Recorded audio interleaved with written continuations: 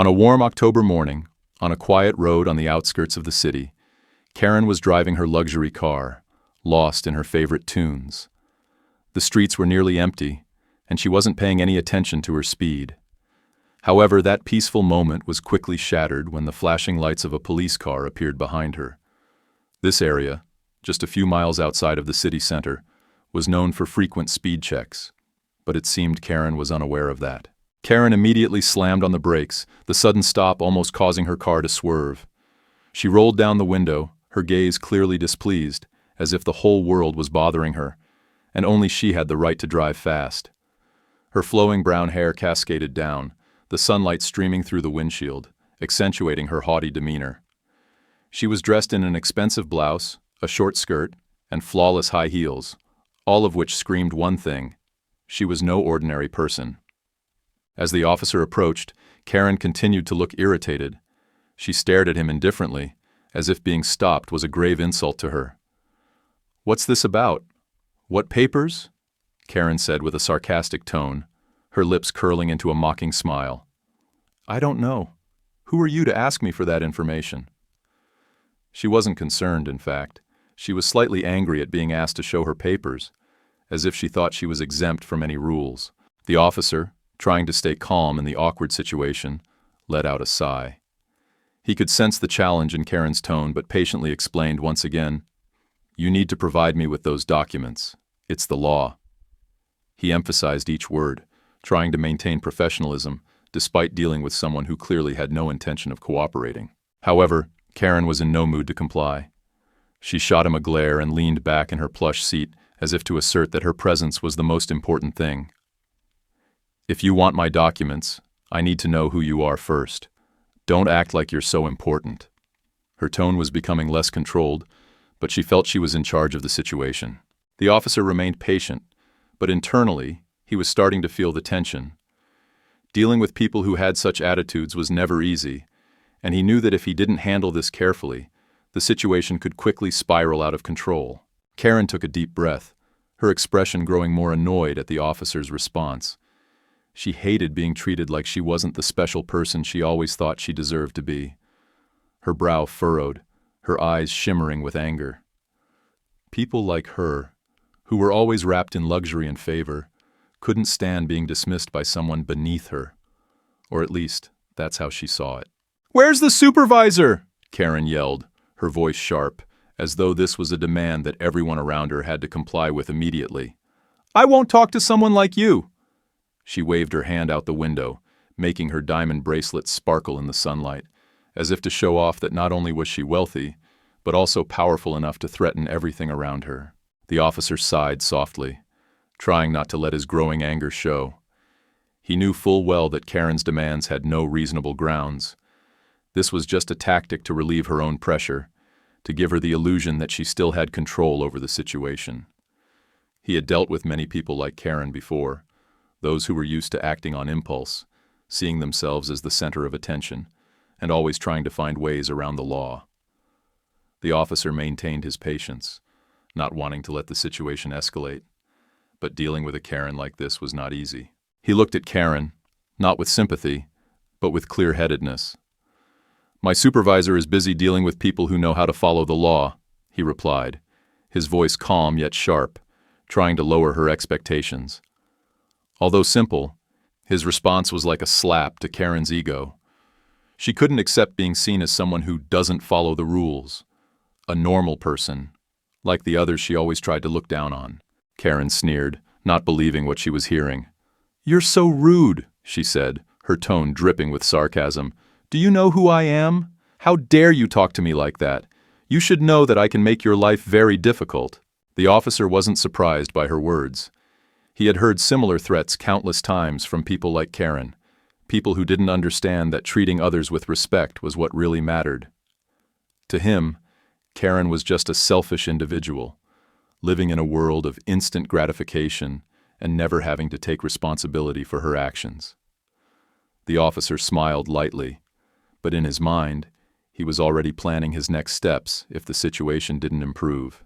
However, he couldn't help but notice something different about Karen. Though it seemed she was trying to appear strong and powerful, Her attitude revealed a deep sense of insecurity.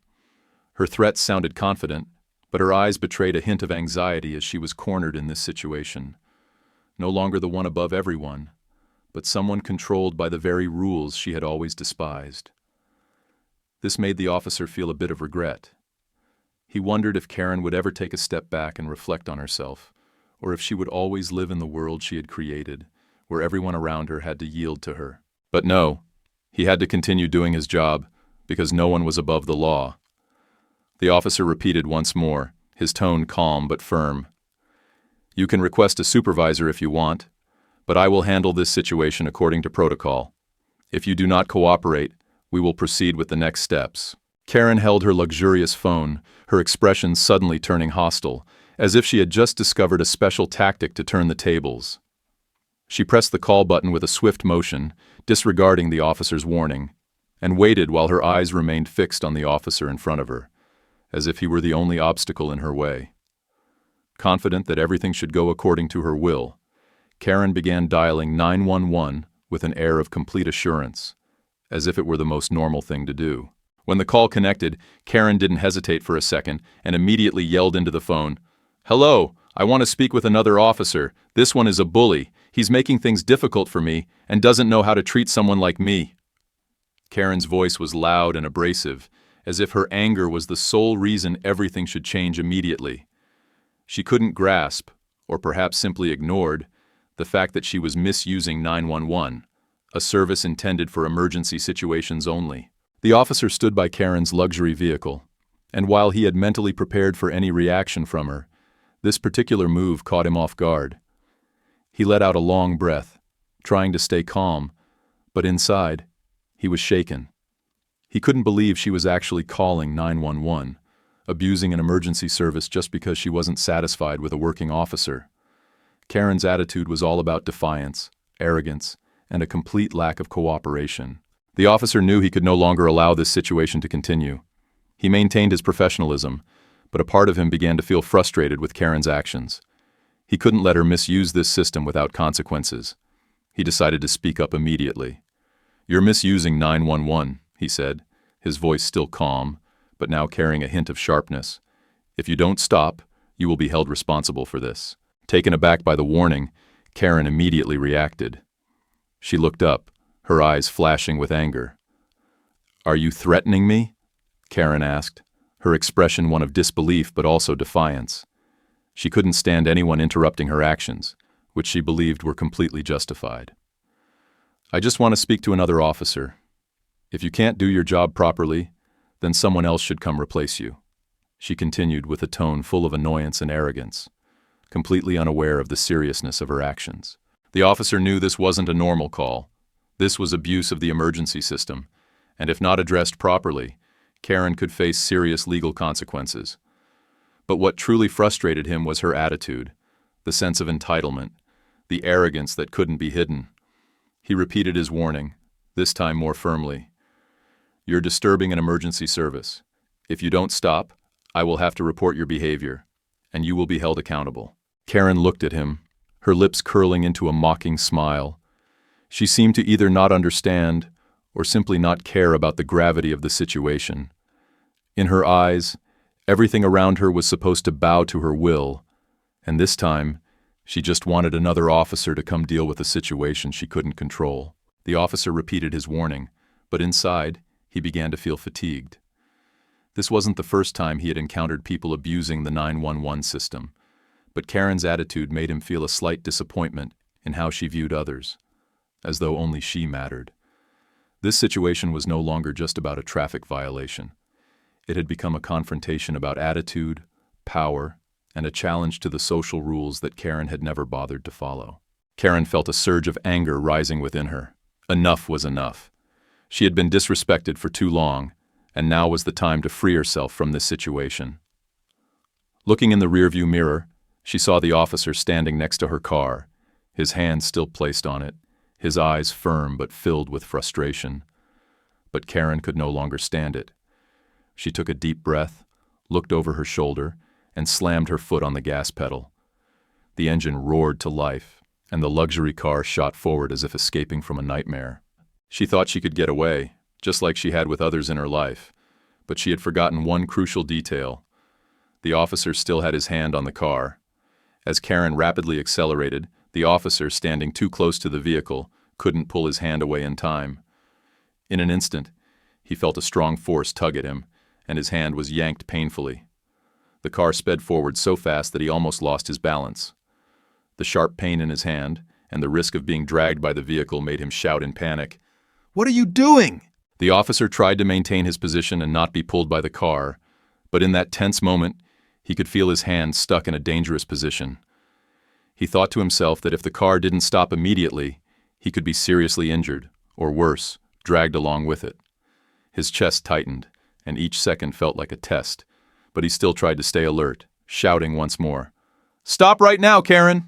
However, Karen, her eyes not on the rearview mirror, continued to drive as if she hadn't heard a thing. She felt she was doing the right thing. She wasn't a regular traffic violator. She was special, and people like this officer had no right to stop her. Without hesitation, she coldly shouted through the windshield, her voice full of challenge, as if giving an order. "I have to pick up my kid. You just stand there and dream." Karen couldn't comprehend the severity of her actions. Her words, full of sarcasm and disdain, filled the tense air between her and the officer. She didn't realize that at this moment, she had committed a serious violation. Not just a traffic infraction, but a potential assault on an officer performing his duty. It seemed that Karen didn't feel fear or concern for the consequences. She was focused only on her one goal, to escape this situation without facing any opposition. The officer, still struggling to hold on, his hand being pulled and aching, refused to give up. He knew that if he didn't act fast, the situation would only get worse. But how could someone like Karen, with the arrogance and self-satisfaction in her eyes, ever realize she was wrong? He took a deep breath, trying to remain calm while his eyes remained fixed on the speeding car ahead. In that moment, Karen felt an indescribable sensation creeping into her mind. She was not weak. She was strong, and everyone around her had to accept that. The officer's shouting didn't concern her in the least. It was just the scream of someone who couldn't control themselves in the face of her decisiveness. She didn't care about what he said or did. She only had one thing on her mind. She needed to go home to pick up her child, as it was the most important task of her day. But no matter what reasons Karen might have had, her actions had taken things too far. Fleeing the scene not only left her facing serious charges for resisting an officer, but also exposed her arrogant nature, always assuming she had limitless power in society. The officer, unable to let it go, immediately ordered her to stop the car. Realizing she could no longer escape, Karen eventually had to pull over, but she refused to admit fault and continued to shout, "I didn't do anything wrong. What right do you have to stop me? I'm panicking." With no other option, the officer had to arrest her for deliberately fleeing the scene and resisting arrest. When asked for an explanation, Karen, crying, said, "I'm panicking. Please don't arrest me. I don't have the money to pay for bail." But it was too late. In the end, Karen had to face the legal consequences. She was charged with fleeing the scene, resisting an officer, and misusing the 911 emergency service. With a forced smile, she received her sentence: 18 months of probation, 50 hours of community service, and mandatory participation in a driving improvement course and psychological therapy. Karen's story became a lesson for all those who think they can challenge the police without following the law. Perhaps next time, Karen would remember that being bratty doesn't mean she can do whatever she wants. By the time Karen was finally arrested, it was too late for her to fix her mistakes. Her challenging, arrogant, and irresponsible actions led her to face serious consequences she had never anticipated. Karen didn't just have to take responsibility for her traffic violation. She was also prosecuted for resisting an officer and abusing emergency services. Ultimately, she was sentenced to 18 months probation and required to attend driving improvement classes and psychological therapy. Karen's story serves as a powerful reminder of the importance of respecting the law and those who enforce it. In life, no one is above the rules, and feeling special or above regulations not only leads to consequences for oneself, but also affects others around us. The lesson here is that in every situation, patience, respect, and cooperation are the ways to overcome difficulties without causing harm to oneself or the community.